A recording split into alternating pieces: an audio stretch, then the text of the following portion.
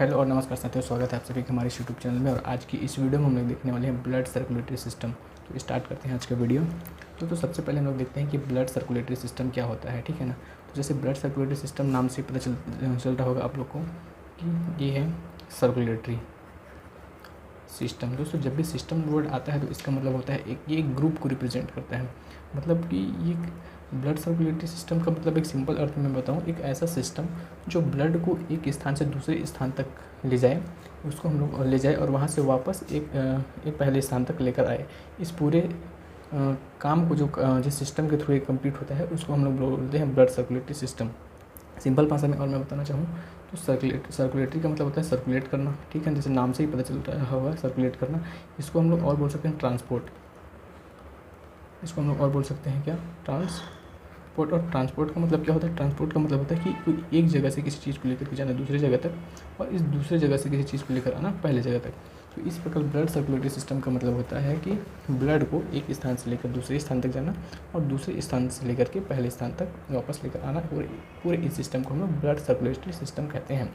तो ये हो गया ब्लड सर्कुलेटरी सिस्टम।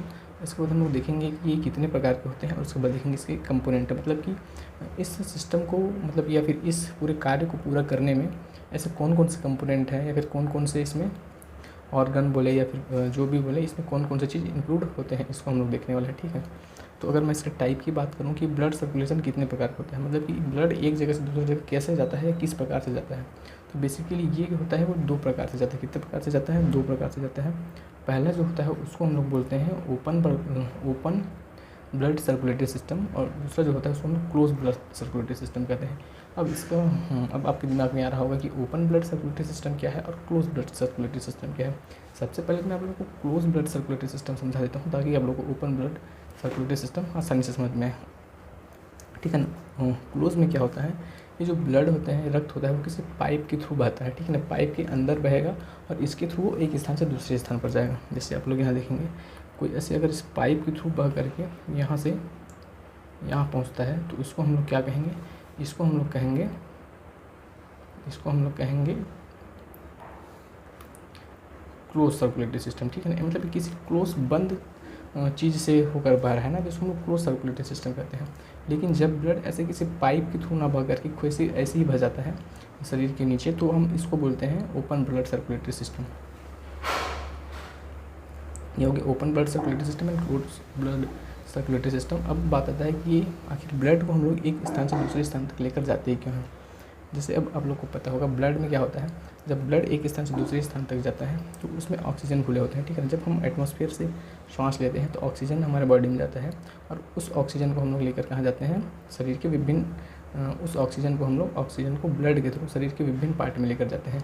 अब सवाल ये है कि आखिर हम इसको विभिन्न पार्ट में लेकर जाते ही क्यों है ना, आखिर हम लोग इसको शरीर के विभिन्न पार्ट में लेकर क्यों जाते हैं।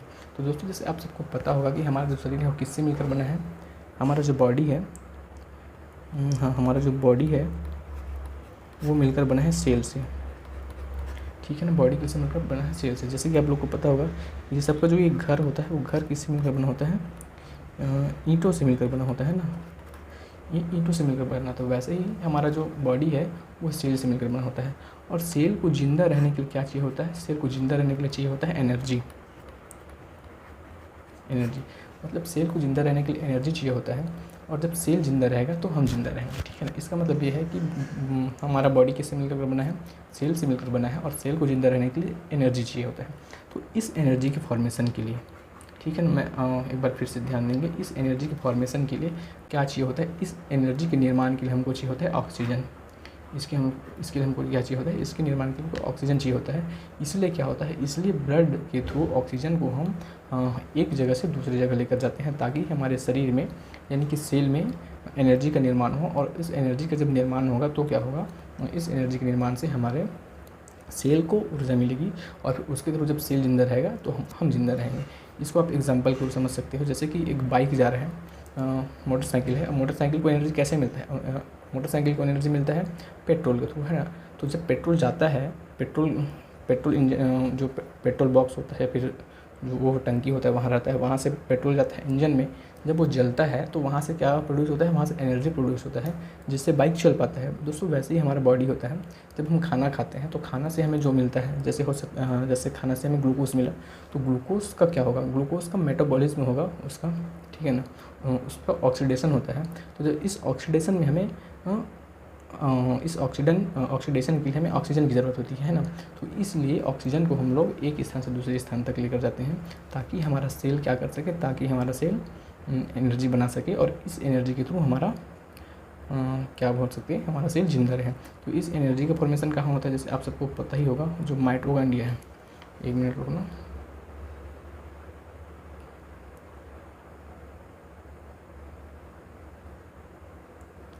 हाँ, जैसे आप सबको पता ही होगा कि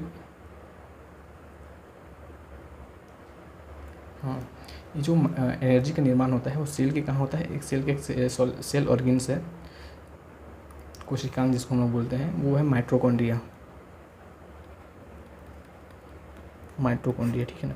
माइटोकॉन्ड्रिया में क्या होता है, माइटोकॉन्ड्रिया में सेल क्या करता है, एनर्जी का प्रोडक्शन करता है। जैसे आप सबको पता होगा कि सेल का पावर हाउस किसे कहते हैं, कोशिका का पावर हाउस माइटोकॉन्ड्रिया को कहते हैं। तो इस माइटोकॉन्ड्रिया में एनर्जी का फॉर्मेशन होता है, तो और इस एनर्जी से हमारा सेल जिंदा रह पाता है। तो मतलब एक बेसिक कॉन्सेप्ट ये है कि आपको पता होना चाहिए कि हम ऑक्सीजन को क्यों लेके जाते हैं शरीर के डिफरेंट पार्ट्स में। तो हम ऑक्सीजन को इसलिए लेकर जाते हैं ताकि हमारा जो सेल है वो एनर्जी बना सके और हम लोग क्या रहें, हमारा सेल जिंदा रहेगा तो हम लोग जिंदा रहेंगे।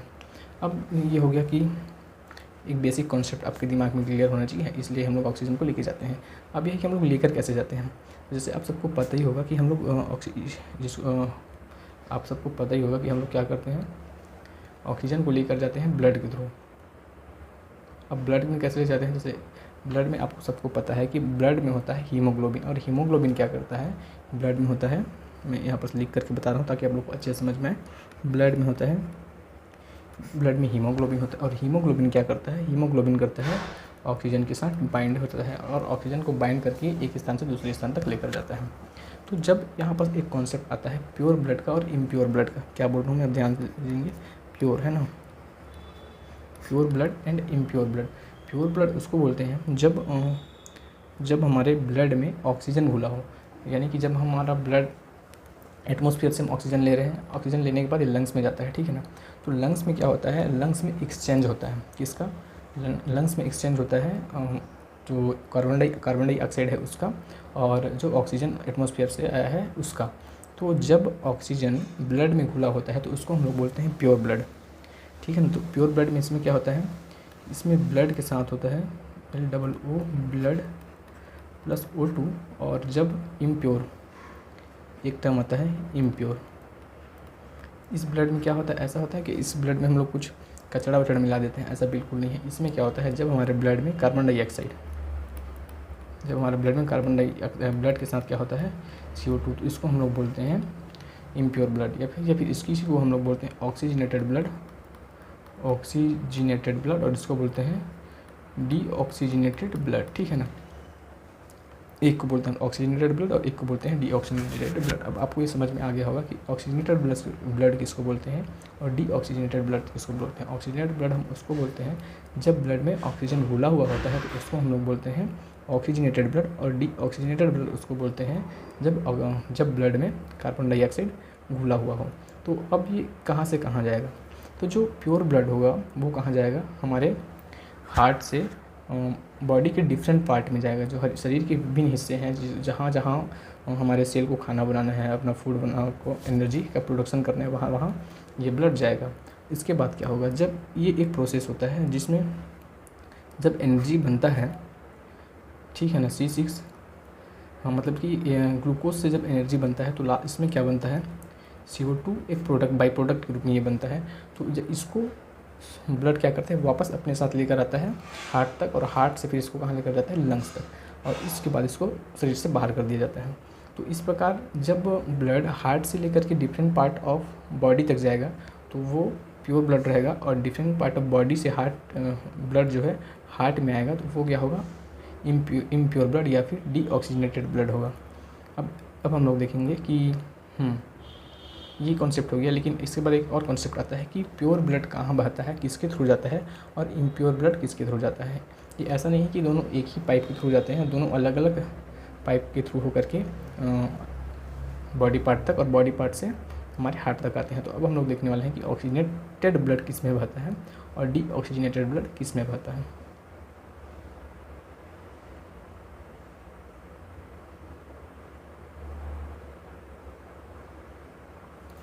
तो अब हम लोग देखने वाले हैं यहाँ पर, हाँ मतलब सबसे पहले तो किससे बात है, किससे जाता है, तो इसको बोलते हैं वेसल्स। क्या बोलते हैं इसको,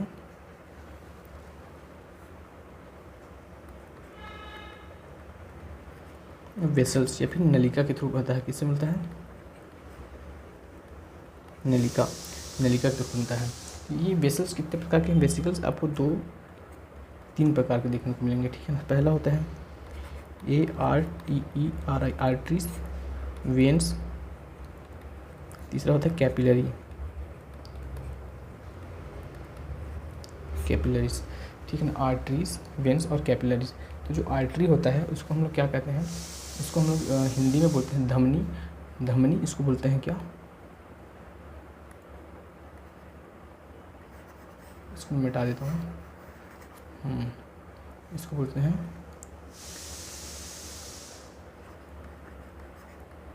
धमनी, और वेन्स को बोलते हैं सीरा, और इसको बोलते हैं कैपिलरी को हम लोग कैपिलरी बोलते हैं,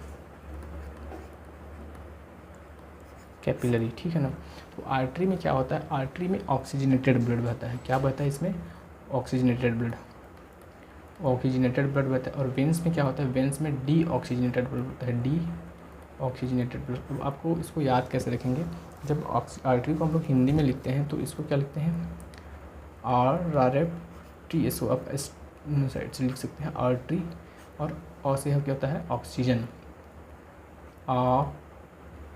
ऑक्सीजन। तो इस से इस को आप लोग याद रखेंगे, और ऐसे याद रख सकते हैं कि आर्टरी में क्या बहता है, आर्टरी में ऑक्सीजनेटेड ब्लड बहता है। तो जब आर्टरी में ऑक्सीजनेटेड ब्लड बह रहा है तो वेन्स में क्या बनता है, वेन्स में डी ऑक्सीजनेटेड ब्लड बहता है। मतलब कि ऐसा ब्लड जिसमें कार्बन डाइऑक्साइड प्रेजेंट होता है वो कहाँ बहता है, वो कहाँ बहता है, वेन्स में बहता है। और कैपिलरी भी 2 टाइप के होते हैं, एक तो है आर्टरी कैपिलरीज और वेन्स कैपिलरीज। तो जो आर्टरी कैपिलरीज होते हैं उसमें ऑक्सीजनेटेड ब्लड रहता है, और जो वेन्स कैपिलरी है उसमें डी ऑक्सीजनेटेड ब्लड रहता है। इसके अलावा एक एक्सेप्शंस है, पल्मोनरी आर्टरी और पल्मोनरी वेन, पल्मोनरी आर्टरी। तो जब भी हम लोग पल्मोनरी आर्टरी की बात करेंगे, और क्या, पल्मोनरी वेन, पल्मोनरी वेन्स। जब हम लोग पल्मोनरी आर्टरी की बात करेंगे तो इसमें क्या होगा, ये एक्सेप्शन है, आर्टरी, पल्मोनरी आर्टरी और पल्मोनरी आर्टरी और पल्मोनरी वेन। तो इसमें क्या होता है, आर्टरी में हमेशा प्योर ब्लड बहता है, लेकिन जब भी हम लोग पल्मोनरी की बात करेंगे इसमें क्या होगा, डी ऑक्सीजनेटेड ब्लड बहेगा। और जो पल्मोनरी वेन्स है इसमें क्या बनेगा, ऑक्सीजनेटेड ब्लड बहेगा। ऐसा क्यों होता है, जब हम लोग पल्मोनरी की बात करते हैं ये ऐसा वो होता है जो कहाँ जाता है, लंग से आता है ना। तो लंग से आने वाला आर्टरी है, तो लंग से जो आर्टरी आएगा वो क्या होगा, नहीं ये लंग्स में जाने वाला आर्टरी है, तो ये डी ऑक्सीजनेटेड को लेकर जाता है। और जो लंग्स से आने वाला वेन्स है वो क्या होता है, वो ऑक्सीजनेटेड ब्लड को लेकर के हार्ट में आता है। तो इसलिए पल्मोनरी आर्टरी और पल्मोनरी वेन ये दोनों एक्सेप्शंस हैं, ठीक है। आई होप कि आज का वीडियो आप लोग को अच्छा लगा हो, और अगले जो वीडियो है उसमें हम लोग देखने वाले हैं हार्ट को। तो थैंक्स फॉर वॉचिंग।